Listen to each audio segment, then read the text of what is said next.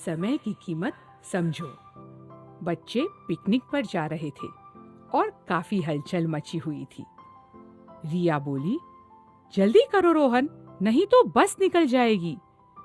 लेकिन रोहन कहाँ सुनने वाला था। वह तैयार होने में बहुत समय लगा रहा था। अन्य बच्चे इस प्रतीक्षा में थे कि कब वह तैयार हो और कब सब निकले। अजय ने पूछा, रोहन किधर है? बस ड्राइवर भौंपू पे भौंपू बजा रहा था।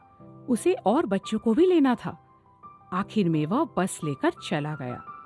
जैसे ही बस निकली, रोहन आ पहुंचा। अब पिकनिक पर कैसे जाएंगे? जब नानी ने उन्हें उदास होते देखा तो वे बोली, कोई बात नहीं बच्चों, तुम पिकनिक पर अगली बार चले जाना। इस समय मैं तुम्हें वुडवर्ल्ड जंगल के जानवरों की एक कहानी सुनाती हूँ। एडी एजे, हम्पी डीजे और गॉर्जी पक्के दोस्त थे। ये पक्के दोस्त सब काम एक साथ करते थे। वे स्कूल जाने के लिए एक दूसरे की प्रतीक्षा करते। इससे उन्हें साथ में अधिक से अधिक समय बिताने का मौका भी मिल जाता।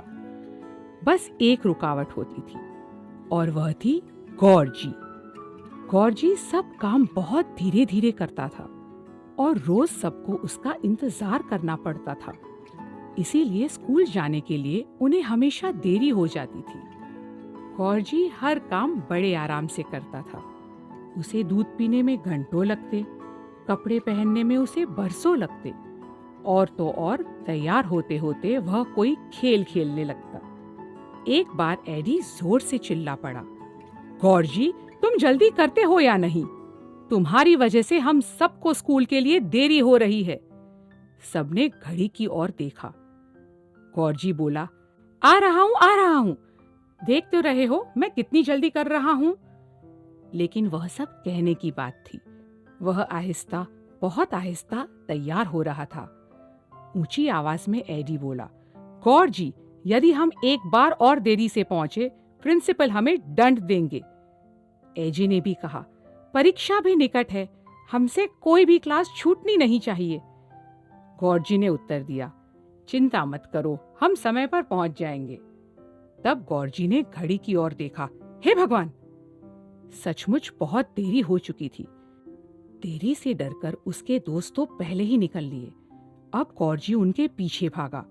स्कूल काफी दूर था, इसीलिए पांचों जंगल के रास्ते पर तेजी से भागे। हांफते हांफते वे स्कूल के गेट तक पहुंचे ही थे कि घंटी बज गई। टन टन टन।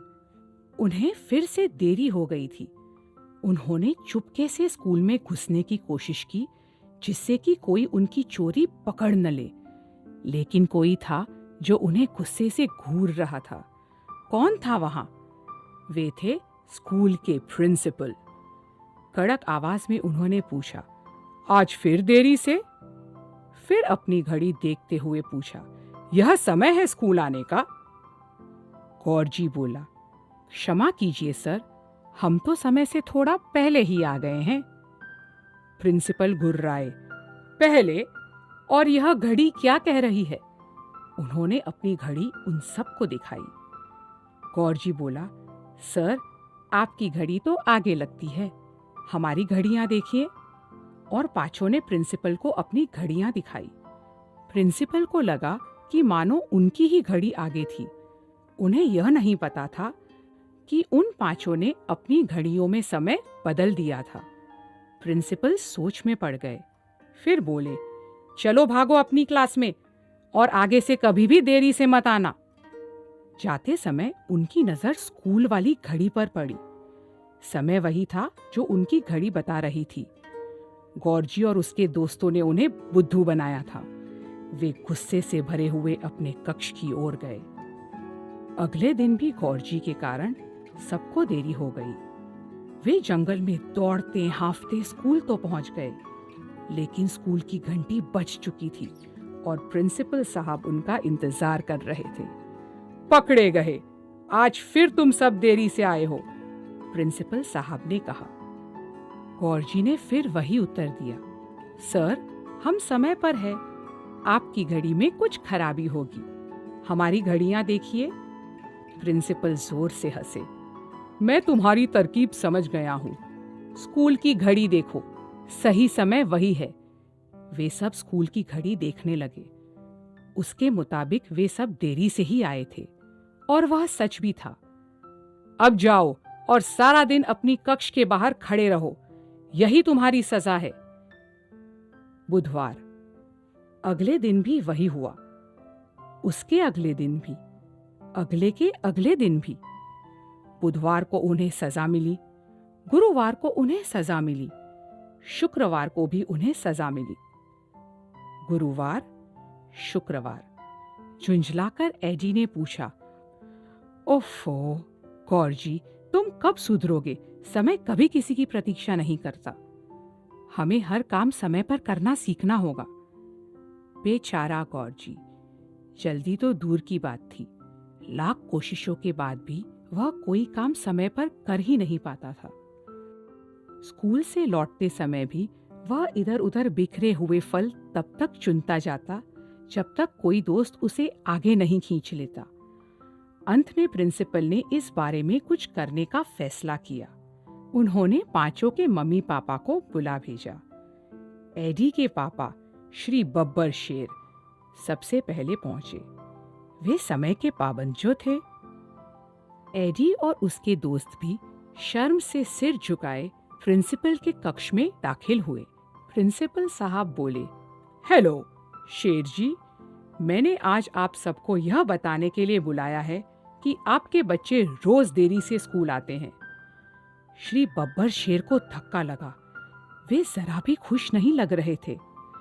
गुस्से से एडी की ओर देखते हुए उन्होंने पूछा, क्या यह सच है? तुम्हें देरी क्यों हो जाती है?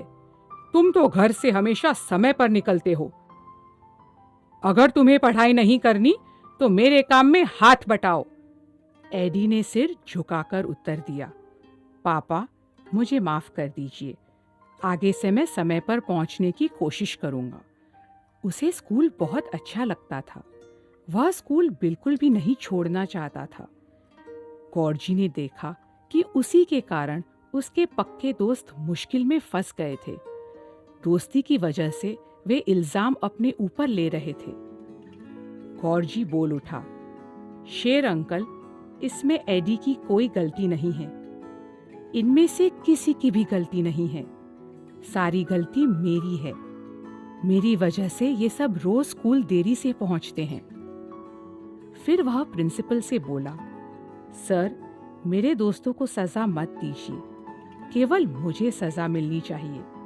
इन सबको रोज स्कूल देरी से पहुंचने का कारण केवल मैं ही हूं। प्रिंसिपल मुस्कुराए। उन्हें गौरजी की सच्चाई पसंद आई। वे उठे और सबकी पीठ थपथपाते हुए कहने लगे, खैर, मैं आशा करता हूं कि तुम्हें सबक मिल चुका होगा। तुम्हें समय का आदर करना चाहिए। अब अपनी कक्षा में जाओ और परीक्षा के लिए जमकर तैयारी करो। पांचों की सांस में सांस आई। उन सब ने, विशेषकर गौरजी ने, एक बहुत बड़ा सबक सीख लिया था। और विश्वास करो, उस दिन के बाद से वे कभी भी स्कूल या किसी भी और काम के लिए देरी से नहीं पहुंचे। नानी ने कहानी पूरी करते हुए बच्चों की ओर देखा। फिर पूछा, क्यों बच्चों, इस कहानी से तुमने क्या सीखा?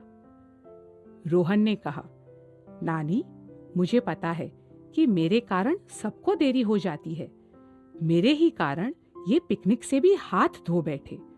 अब मैं हमेशा यही कोशिश करूंगा कि मैं समय पर काम किया करूं। नानी ने उसकी पीठ थपथपाई। रोहन ने सबक अच्छी तरह से समझ लिया था। हमने क्या सीखा? यदि तुम समय का आदर करोगे, अन्य लोग तुम्हारा आदर करेंगे। समय पाबंद होना होशियार होने के बराबर हो